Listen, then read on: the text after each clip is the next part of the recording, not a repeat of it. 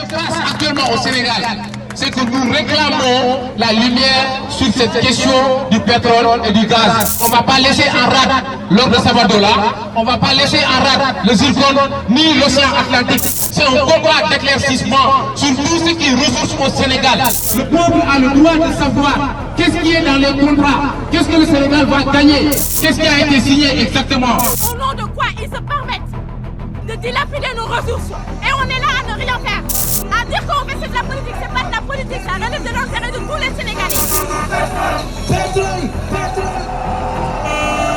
Où sont les ouvriers? Où sont les serrères? Où sont les Diola?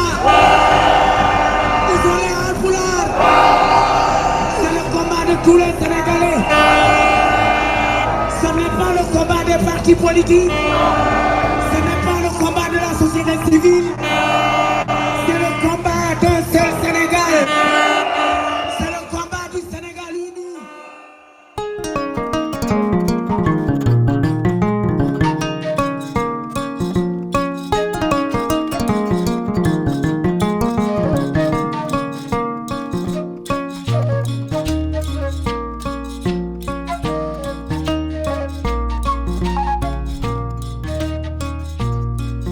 Le Sénégal a connu entre 2014 et 2016 une série de découvertes des ressources pétrolières et gazières qui viennent s'ajouter à celles déjà exploitées. Pour une meilleure gestion, des initiatives sont prises afin de réunir l'ensemble des acteurs concernés, notamment les différents ministères, les parlementaires, les journalistes et les représentants de la société civile. Dans sa démarche globale de promotion de la bonne gouvernance des ressources naturelles en Afrique de l'Ouest, Gorée Institute, appuyé par la Fondation Ford, a mis en œuvre depuis 2018 un projet qui vise, à travers la recherche, la réflexion et la facilitation, à favoriser le partage juste et équitable des revenus tirés des ressources minérales et pétrolières. Les ressources naturelles ne devraient pas être une calamité, mais de puissants moteurs de développement pour les pays qui en disposent. Si la gouvernance inclusive et transparente de ces ressources est indispensable, la concertation des différents acteurs est un impératif.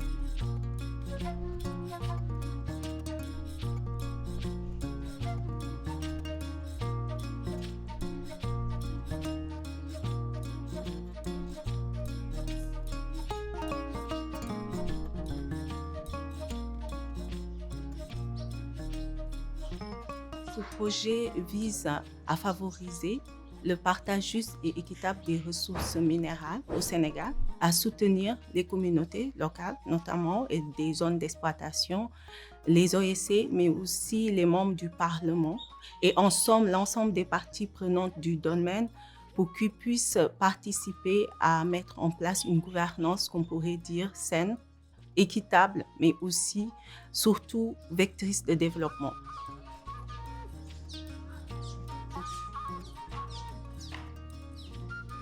L'Institut Gorée, c'est une organisation panafricaine d'intérêt public, donc créée en juin 1992. Et pour rappel, sa création fait suite à ce qu'on a appelé la Réunion de Dakar de 1987, qui a regroupé des leaders noirs de l'ANC, African National Congress, exilés, donc d'Afrique du Sud, et des leaders blancs, afrikaners, progressistes, donc sous la conduite de Vanzis Labot, donc qui ont eu l'idée d'avoir une rencontre ici à Dakar, une première rencontre entre blancs et noirs pour travailler à l'accélération du processus de démocratisation en Afrique australe, notamment en Afrique du Sud, qui a conduit à la libération de Nelson Mandela en 1991. À la suite de cette réunion qui a été un succès, donc l'idée est née de mettre en place une institution pour la démocratie et le développement en Afrique, qui est devenue Gorée Institute, Centre pour la démocratie, le développement et la culture en Afrique, depuis juin 1992. Maintenant, nous travaillons sur plusieurs axes, notamment des axes liés à la gouvernance et au processus politique en Afrique, l'axe lié à la consolidation de la paix, la prévention de conflits, et l'axe lié à la culture, comment imaginer l'Afrique autrement.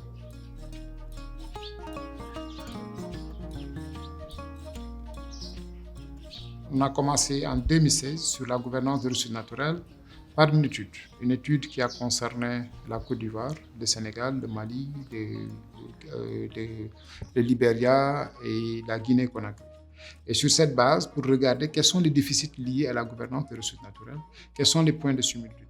Nous avons eu quand même à dérouler plusieurs activités qui visaient notamment à favoriser l'accès à l'information pour pouvoir contribuer de manière plus globale au plaidoyer dans le domaine, à renforcer la capacité des acteurs, des parties prenantes avec la collaboration d'experts dans le domaine, les membres du réseau parlementaire de la bonne gouvernance des ressources minérales, le RGM.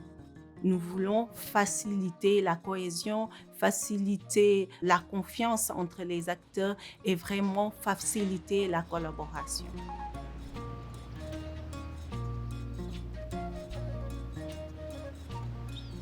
L'enjeu de la gestion des ressources minérales, on le sait, c'est d'éviter la malédiction des matières premières. Il y a eu un changement important dans la constitution sénégalaise introduite par le président Macky Sall, qui a dit que désormais les ressources naturelles, donc les ressources pétrolières, gazières, minérales, appartiennent au peuple.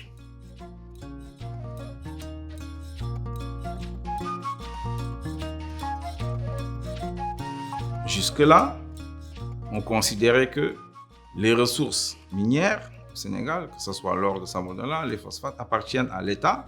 Nous sommes dans une phase nouvelle qui commence, puisque le Sénégal a pu découvrir des réserves extrêmement importantes de gaz naturel, notamment dans un bloc qui est à cheval entre le Sénégal et la Mauritanie, à Saint-Louis, ainsi que un peu au sud.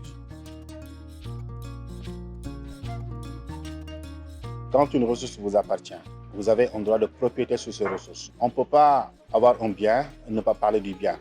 Qu'on en parle en bien ou bien qu'on en parle en mal. Ce qui est important, ceux qui pensent que ceux qui ne savent pas parlent doivent les opposer des arguments solides, des arguments objectifs. La bonne gouvernance des ressources minérales constitue aujourd'hui un enjeu majeur par rapport à l'avenir des exploitations minières. Et ce qui fait que depuis la réforme de 2016, avec l'avènement du nouveau code des mines, l'État a essayé de consacrer entièrement les principes de transparence et de bonne gouvernance. Auparavant, dans le code de 2003, il y avait une très grande attractivité du secteur minier, mais le constat était fait qu'il n'y avait pas une répartition équitable des ressources générées par les activités minières. Ce qui fait qu'il a fallu en 2016 procéder à un rééquilibrage de la gouvernance des ressources minérales.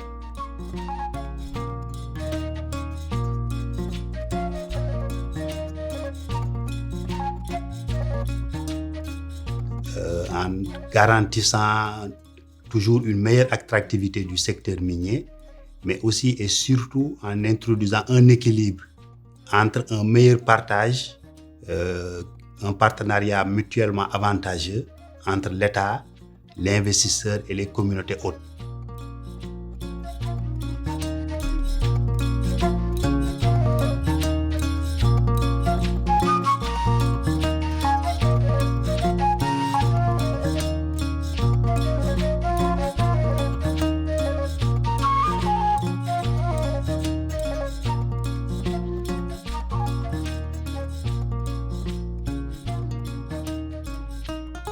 Sur les 1300 employés de Sabodala Gold Operation, la moitié provient de la région de Kédougou et le tiers de l'arrondissement de Sabodala.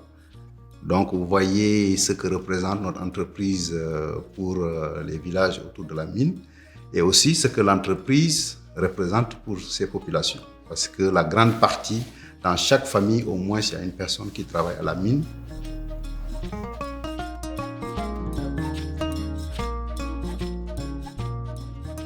au-delà des relations professionnelles avec nos employés qui font notre fierté, qui font de notre entreprise ce qu'elle est, leur famille, leur communauté aussi sont très importantes à nos yeux. Et donc, nous avons développé des relations basées sur la bonne information, sur le dialogue, la coopération, l'anticipation. Et on a plusieurs instances de discussion et de dialogue donc, avec ces communautés pour prévenir et, le cas échéant, pour résoudre les problèmes qui ne manqueraient pas d'arriver. Mais le climat social est bon, les relations sont cordiales, fraternelles. On est dans le top 3 des contribuables du Trésor public au Sénégal. On est aussi dans le top 6 des plus grands employeurs, le premier employeur dans la région de Kédougou. Notre credo, c'est le partage des bénéfices d'une exploitation responsable. Faire une exploitation responsable qui soit profitable, mais qu'elle soit profitable à toutes les parties prenantes.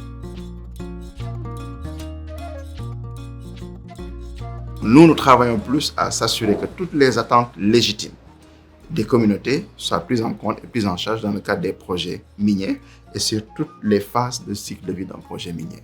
C'est ce qui nous permet, quand on parle d'exploration, de nous assurer que est-ce que les compagnies minières qui sont présentes dans les zones s'assurent que les communautés qui vont être impactées par juste l'exploration soient aujourd'hui presque dédommagées, voire compensées. Moi, je préfère le mot compenser.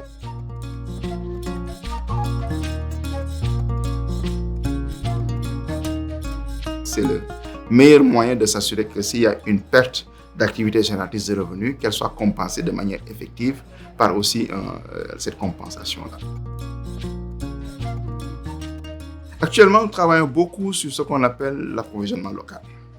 L'approvisionnement local parce qu'on parle plus de contenu local en fait. Dans l'approche, et ça c'est aussi une évolution de nos interventions parce que les premières interventions qu'on a faites dans le secteur était lié à comment la RSE est appliquée en fait dans ces zones. C'est-à-dire que de quelle manière les entreprises, de par leurs investissements sociaux ou par leurs paiements sociaux, comme on les appelle dans le cadre de rapport ITIE, participent ou contribuent au développement local. Et ça nous a permis, sur une durée depuis 2013 jusqu'à maintenant, nous avons carrément une plateforme qui nous renseigne sur qu'est-ce que sont en fait aujourd'hui les interventions que les entreprises ont eu à faire dans les zones en matière de RSE. Ce qui nous a fait évoluer vers un peu plus de plaidoyer pour plus de contenu local dans les zones, c'est comment on s'assure que les communautés qui sont environnantes des compagnies minières deviennent de plus en plus des fournisseurs pour l'entreprise. Je donne l'exemple de la zone de Diogo, où c'est l'espace où des Niayes, où on parle de maraîchage le plus possible, c'est comment celui de Diogo devient fournisseur de fruits et légumes, par exemple, pour la compagnie minière. Et comment on crée les conditions pour que la compagnie partage le plus possible ses standards de qualité, pour qu'en fait, le cultivateur puisse être en mesure d'être à niveau et d'être en mesure même de fournir ces produits-là. Parce que dans la perspective, c'est que la présence de la compagnie minière puisse servir aussi le développement local et puisse servir aussi le développement et de compétences et d'expertise dans la zone. Le Sénégal a adhéré à cette initiative en 2013. La constitution même de l'ITIE Sénégal et qui est demandée à tous les pays, c'est que nous puissions avoir un groupe multipartite.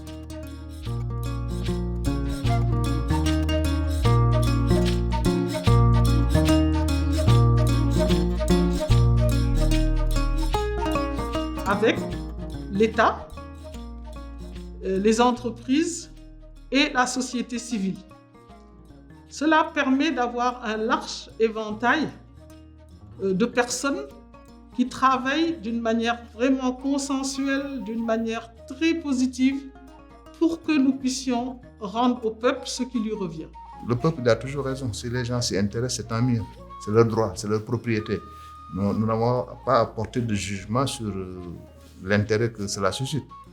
Nous en prenons acte, nous essayons de donner les arguments pour convaincre que ces ressources sont bien gérées, parce que je pense que c'est ce qui les intéresse, ce n'est pas autre chose, c'est ça le débat. Et il peut y avoir un mur de méfiance entre les acteurs, il faut le casser. En faisant la monitoring de la perception des citoyens sur la gouvernance des ressources naturelles, on s'est rendu compte que les citoyens n'est pas au cœur de l'action encore, mais les citoyens n'est pas satisfait du mode de gouvernance.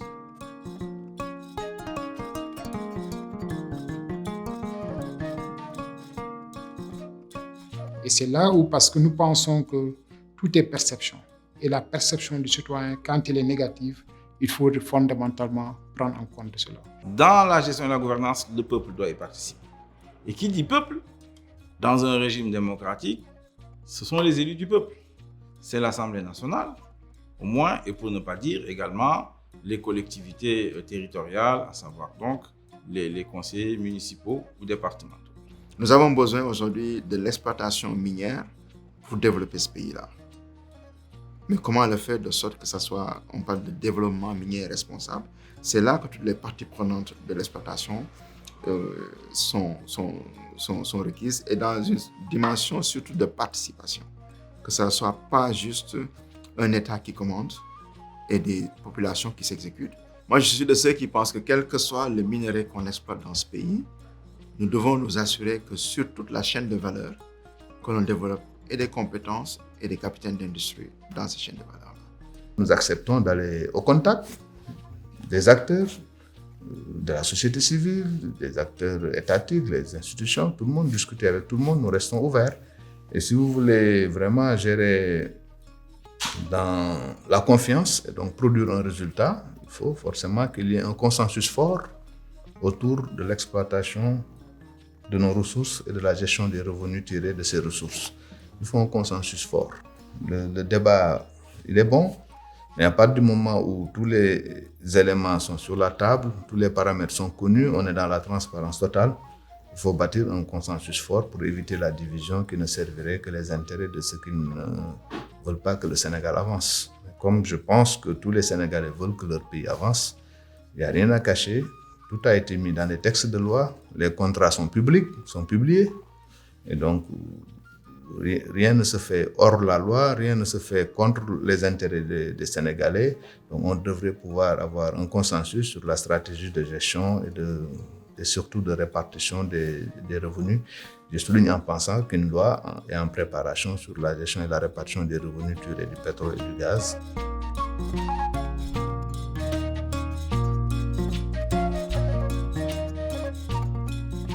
Cette loi passera certainement d'ici la fin de l'année ou en 2021 ou plus tard à l'Assemblée nationale pour que la gestion des revenus soit mieux encadrée. Aujourd'hui, l'enjeu et les défis, c'est vraiment de pouvoir faire la valorisation et la transformation de la plupart de nos substances minérales.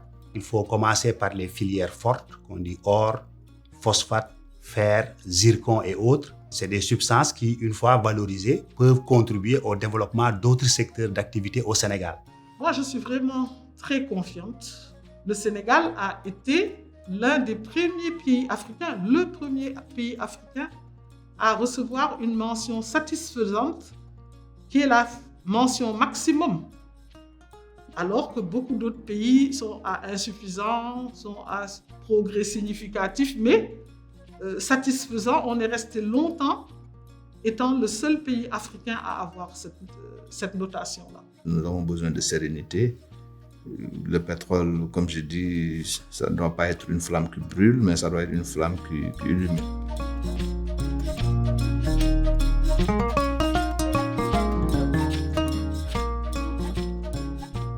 Même si les directives pour une gouvernance efficace des ressources naturelles diffèrent d'un acteur à l'autre, tous restent unanimes sur la nécessité d'un consensus national autour de la gestion des ressources. Ce film produit par le Gorée Institute est un outil de plaidoyer à même de servir de levier de changement social au profit des citoyens. Il a pour objectif de contribuer à la transformation des ressources minérales pour en faire un véritable levier de développement d'un capital humain pour l'éducation, la formation, la santé et la sécurité sociale. Il vise aussi à renforcer le capital social en luttant contre la corruption, en promouvant la démocratie et la cohésion pour une stabilité économique de l'Afrique. Les ressources naturelles sont un bien du peuple. La qualité des institutions et de la gouvernance peut contribuer à ce que leur gestion inclusive n'engendre pas des déséquilibres sociaux pouvant détériorer le capital humain ou social, mais plutôt une durabilité sociale pour l'ensemble des citoyens en accroissant leur potentialité et leur liberté.